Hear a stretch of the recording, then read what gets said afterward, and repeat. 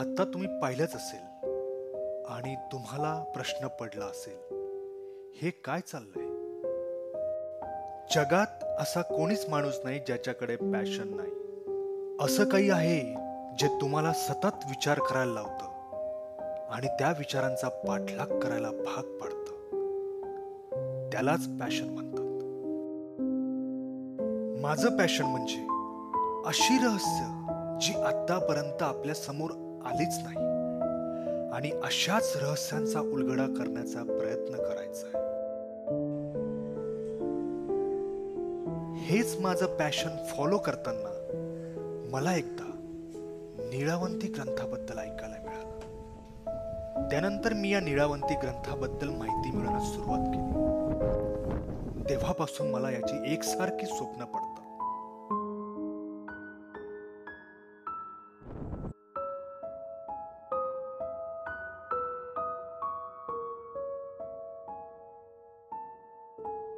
हो, मग त्याच पॅशनसाठी मी एवढं सगळं काय करतोय.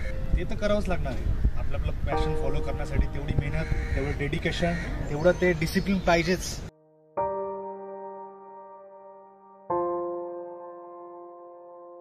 आता पुढे काय? कालच मी एका ठिकाणी गेलो होतो. तिथं मला काही संदर्भ भेटले. कशाचे संदर्भ? नीळावंतीबद्दल. पण नेमके कोणते संदर्भ? मी बऱ्याच ठिकाणी प्रवास केला आणि नीळावंतीबद्दल बरंच शोधण्याचा प्रयत्न केला.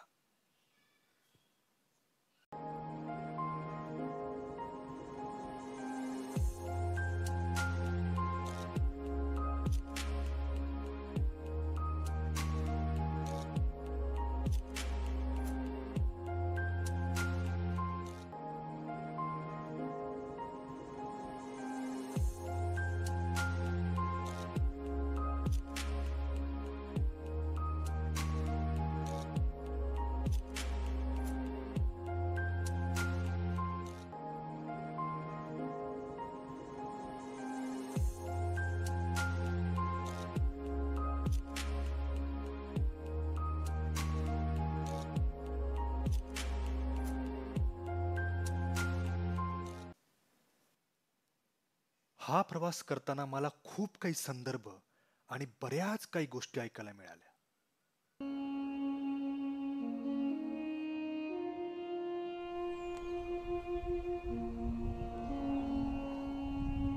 मी कधी आडवाटेने, तर कधी नदी किनारी, तर कुठे जंगलात. अशी काही मोजकीच माणसं ज्यांच्यात हे पॅशन पूर्ण करण्याचं धैर्य असतं, ते पण अगदी शेवटपर्यंत, काळोखापर्यंत.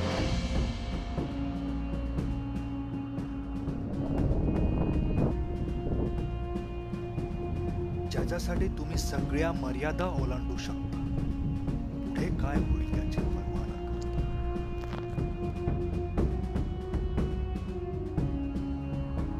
आणि हे पॅशन तुमच्यापासून कोणीही हिरावून घेऊ शकत नाही, अगदी अनंतापर्यंत.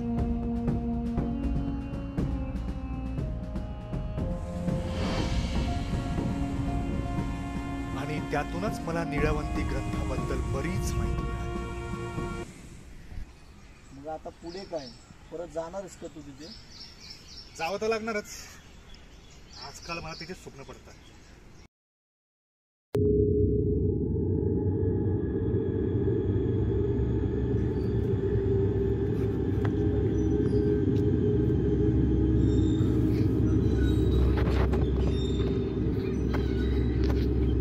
तुला माहिती आहे ना कुठे आहे? तू येतोयस ना?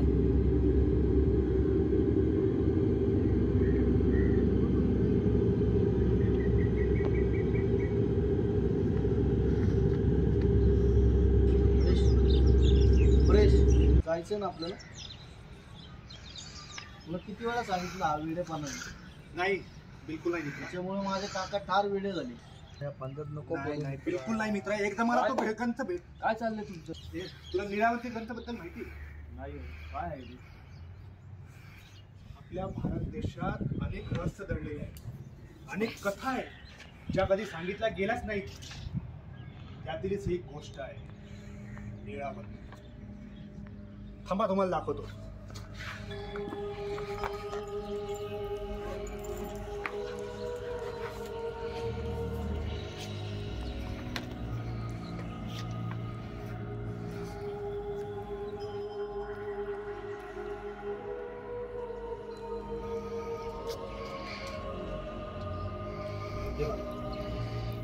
वाचा.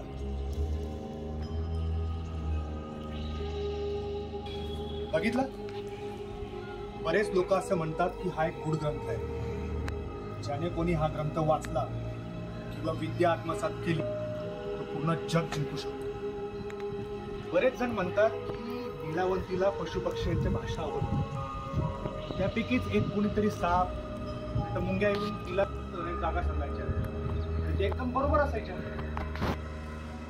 आणि बरेच जण म्हणतात की जेव्हा तिला तिच्या वडिलांनी एकांतात ठेवलं तेव्हा ती सगळ्या जगापासून अलिप्त राहू लागली. कालांतराने तिला स्वप्नात भूतप्रेत दिसू लागले.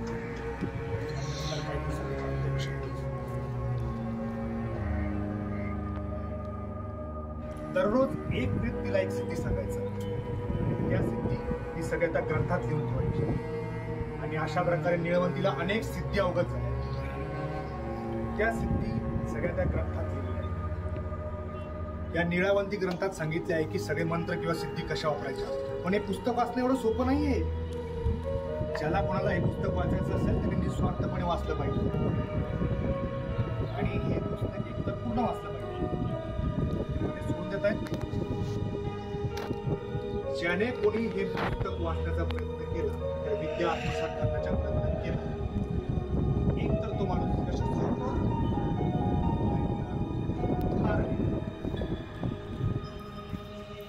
अरे सुरेश, कुठं चाललास तू? आत्ताच सांगितलं मला एक ठिकाण सापडलं लीळावंती ग्रंथाचं. तिकडेच निघालोय लीळावंती ग्रंथात शोधात.